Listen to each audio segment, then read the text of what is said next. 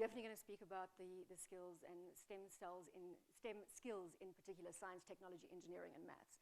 President Kagame, let me bring you in here. And President Adesina has already pointed out to the heads of state that were present in the room last night supporting the New Deal on energy for Africa.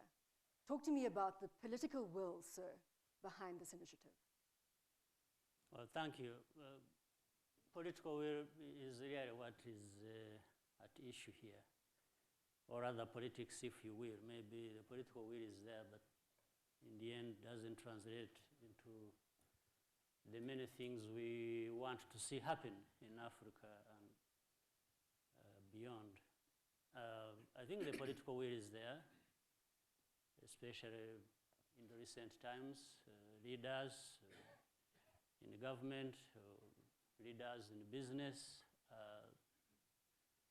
aligning their language and speaking the same language with a sense of urgency that something must be done. And I think we are discovering that though too late, or we are trying to do what we have known for too long that should happen, and that is government has its role to play, businesses have their role to play, and we must come together to make sure that we are practical in doing things, depending on how we are organized as well. So, in actual fact, political will is the starting point.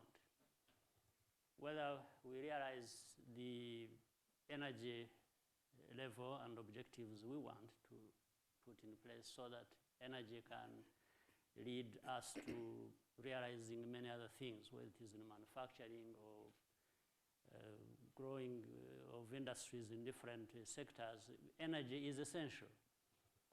But for that energy to be in place, of course, for example, in Africa, we have huge potential in various sources of energy. But it is not understandable why we are at the point we are after so long, knowing that energy is so essential for other things to happen. So the political will and the politics and governance thereof should be what we look at so that these things actually happen. Because all ingredients are there. All things we have to draw from, or even the skills to put things in place, all these things are there in Africa. So we need to probably examine deeper why this political will doesn't really move as fast as we need. And I should say we need to move very fast. I want to get a little country specific now, again, to set some context. And we're looking at a situation where the Prime Minister refers to Africa rising and the Africa doom and gloom scenario. Now, President Kagame, we've sat on this platform a number of years in a row, and I think that we're facing challenging times, and potentially more challenging than when we sat here in 2015, in January 2015. Obviously, Rwanda is seen as a beacon of hope. It has transformed itself since the 1994 genocide. There's economic growth, there's development, there's digitization. But sir, I need to ask you, given the external environment and the challenges, including falling commodity prices and the risk-off environment, what is keeping you up at night? Well, there are challenges all over the world, and they will continue to be there. They will always be there. But what keeps me up at night is to try and do more and better of what we are doing already. I think some of these challenges, although, come with opportunities, including there is a silver lining around these problems. They make us Africans, at least in Rwanda, think harder and smarter. At the same time, these challenges remind us that there are actually things we should be doing that are within our means, that we are not doing. Maybe we should just stop rushing out there for everything and anything, and also remember to carry forward what we are capable of doing. I'll give you a simple example. If you look at the levels of intra-African trade, very low.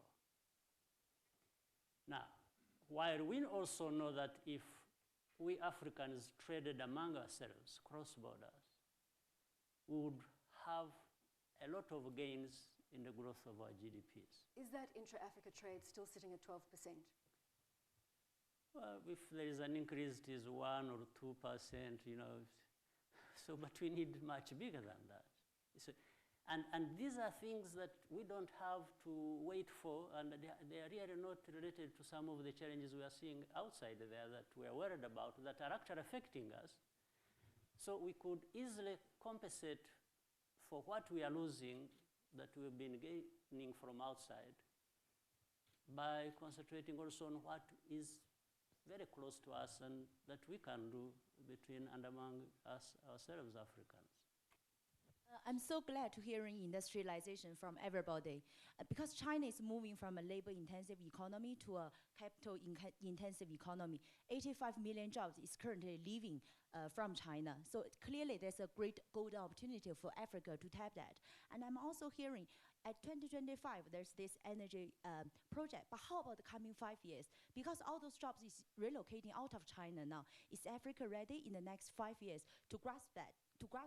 And that's a question actually for Prime Minister of Ethiopia. And another question I'd like to raise is, in last November, during the China-Africa Collaboration Forum, China talked about 5 collaboration pillars with Africa and 10 projects. Out of the 10 projects, the top one is to help Africa to build industrialization. Second one is to help Africa build modern agriculture industry. Third one is to support Africa on finance. Fourth one is on infrastructure development. And as a result of it, China committed to give 60 billion to Africa in the coming 3 years. What's your view? I mean, I would like to get the view from the president of Rwanda to talk about the China-Africa relationship in the coming few years. So I'm going to pause on the China-Africa relationship. I'm going to bring it to digitization, which again is the underpin of the fourth industrial revolution. I'm talking about a smart Rwanda, a partnership with Ericsson. This was started in March 2015.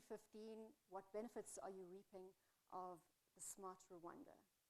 This is about the transformative nature of technology that Hans has been alluding to, Mr. President. There are huge benefits already we are seeing, and there are more to come.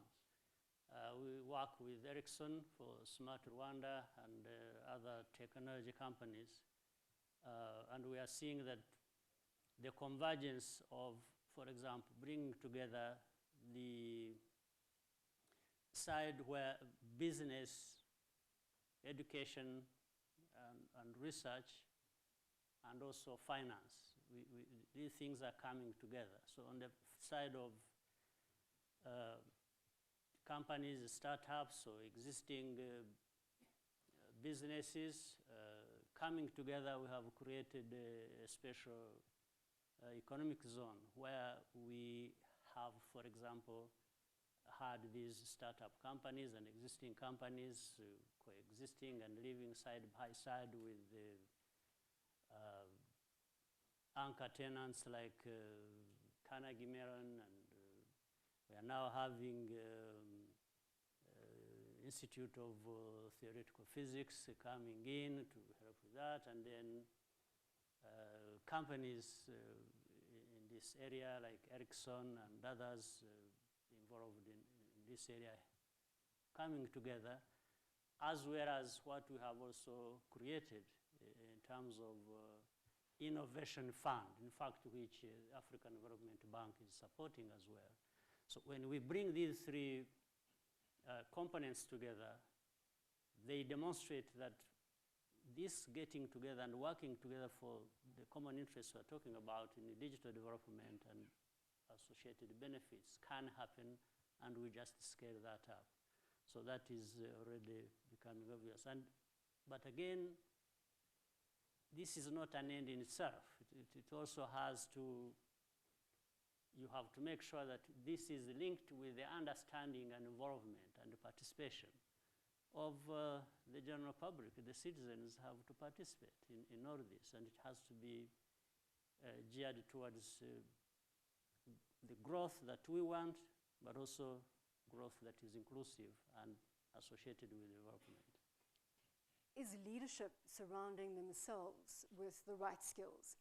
President Kagame, you're in an unpredictable environment. Earlier we said new technology is being developed and it's difficult to govern that technology. Are you engaging the right people to help you make the decisions that you're going to have to make in this somewhat explosive technological industrial revolution? Absolutely. And in fact, some of those that work very closely with Ericsson, as we said, work with Ericsson, with Cisco, with different. These are the best advisors in terms of technology, and they are producers of technology. But let me add something, and adding to what Hans has just said.